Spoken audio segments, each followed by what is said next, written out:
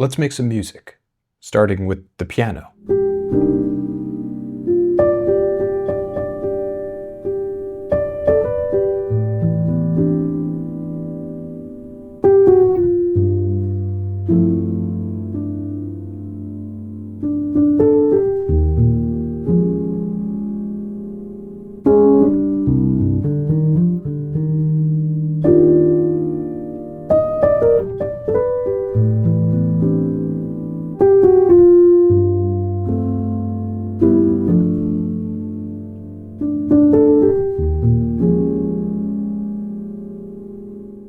I think I like that. Going from kind of a C minor sound, but I'm trying to lean into the suspended aspect of it by not emphasizing the minor third as much. And then going to A minor. And then I was going to G sus. But I like keeping the G in the melody, and I don't really want to be redundant with the bass in the melody. So at the last moment there, I just switched it to a D minor, which is almost the same chord. A D minor 11. Which I kind of like because then the last chord was going up to a E flat sus with the major third on top. So a E flat suspended 13.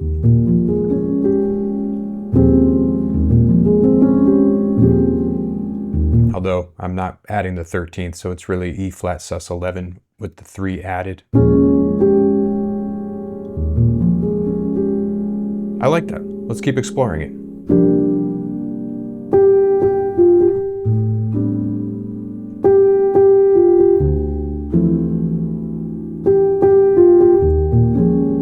And I like how now we're actually leaning suspended. I omitted the third from A minor that time, so we went C suspended, and then A suspended, so no third. Subtle difference, but I kind of like it, especially because then what softened the D minor was actually making it suspended.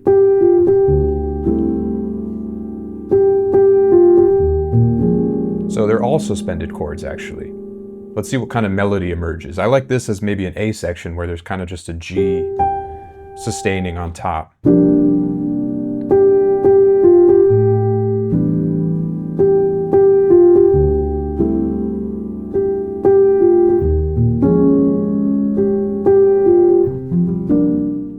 Let's see where else we can go with it melodically. I liked the first thing where I was kind of emphasizing this G and D on top.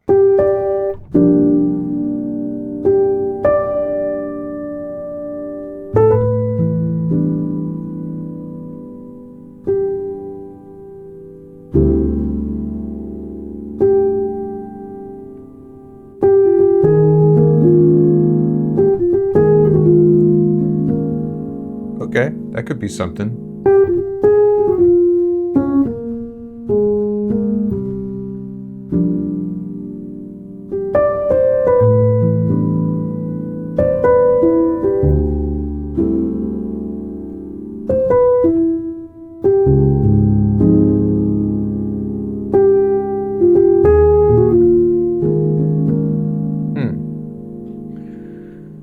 For some reason, the second half with this melody feels better going to D flat major rather than D suspended.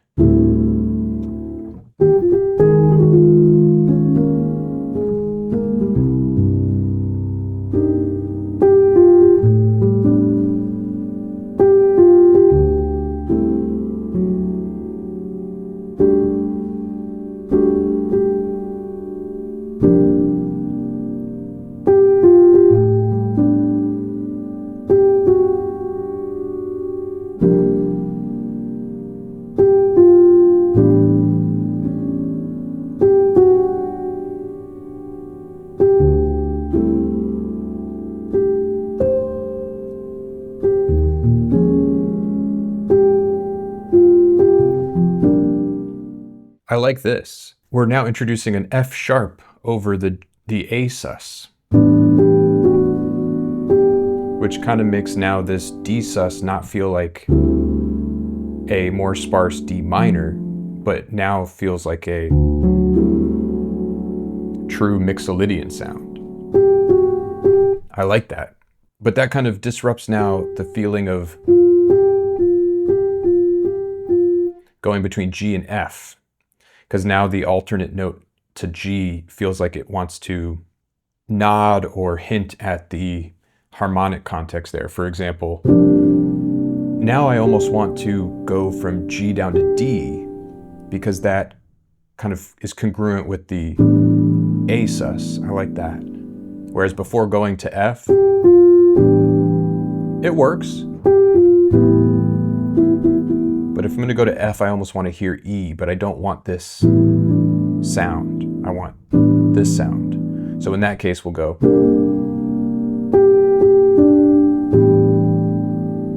And then here's where we'll kind of prepare it with the F sharp.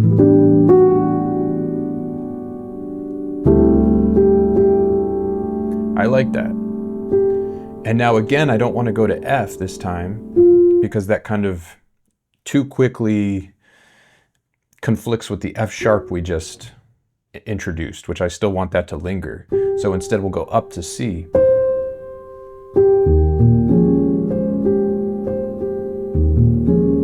Which kind of gives us a preparation of that E flat sus and gives it by way of what would be the 13th.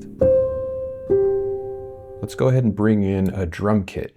I'm going to put down a real simple groove for starters, and then we'll embellish it once we have the piano part recorded. Let's just put a kick on beat 1 and a snare on 2 and 4.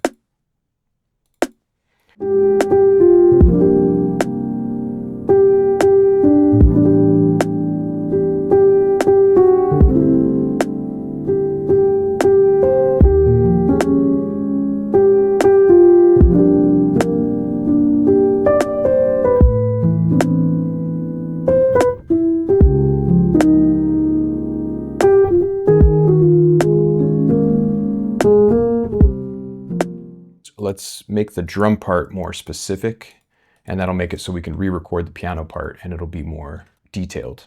This hi-hat will anchor the groove more so that those piano repeated G notes will have more.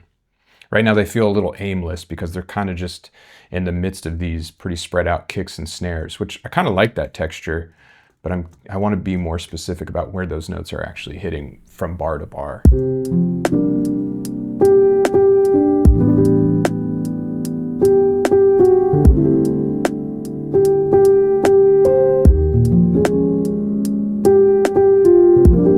This section, I want these kicks to hit with those syncopations a bit more. Like right there.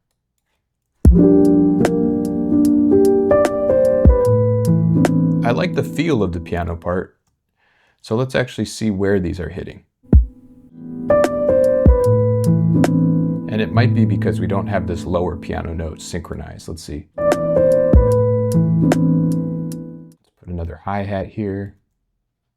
Shift this one over. And let's see, let's make this one lower velocity. Quite lower. Substantially lower. These are 100, so this one's, let's do 50, half as loud. Let's see. But let's put another kick to line up with this. We'll make that also lower velocity. And let's hear it from back here.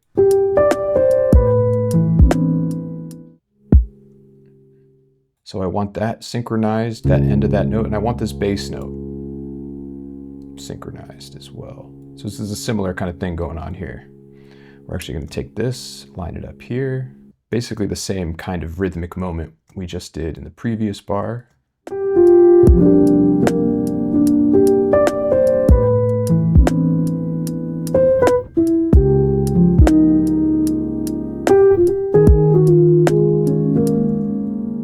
There too. And what's nice about this is it's about creating kind of the blueprint for the rhythm and then going back and making it feel more organic. But until we have these kind of structural rhythmic beams, we don't really know where to put the rest of the framing and the walls, etc. So let's drag this over here. And since this is kind of a strong moment, let's have this be doubled with another kick. Let's do that one too.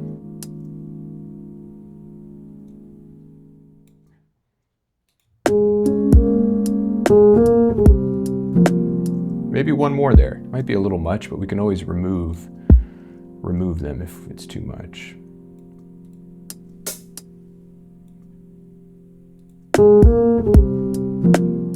And now that we have that in our ears, let's hear the first section. Let's see what maybe that now feels like, where that feels like it should go.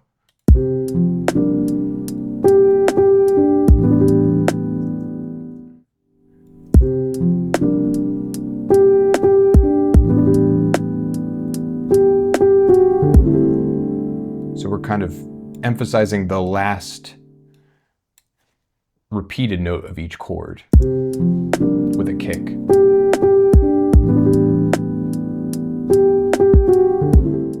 Although that piano note is super late there.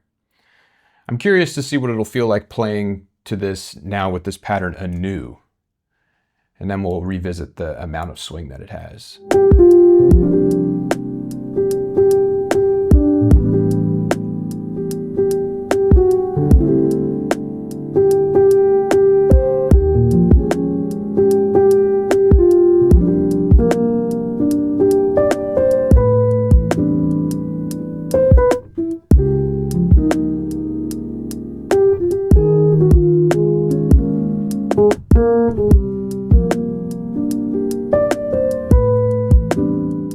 Let's add a bass line.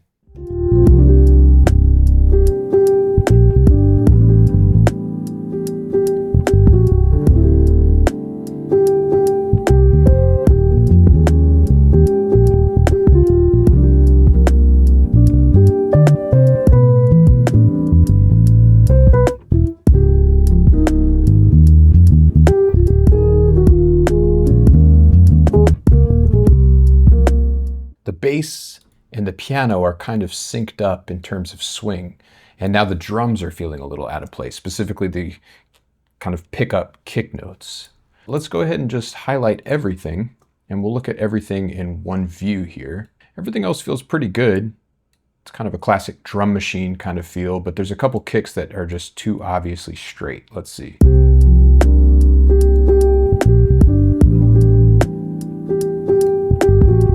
Right there. Piano kind of playing it somewhat straight. We got the bass playing it completely swung. Let's split the difference here.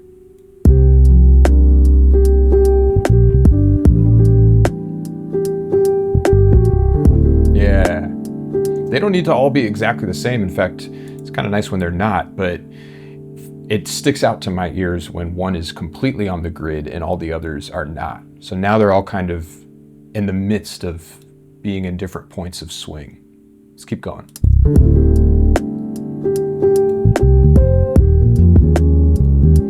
There's another one. The piano comes before the bass, but the kick comes before all of them. So let's shift this right there to that middle piano note.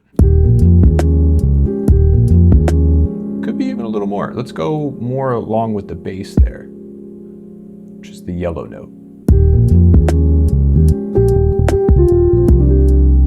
We got another one here.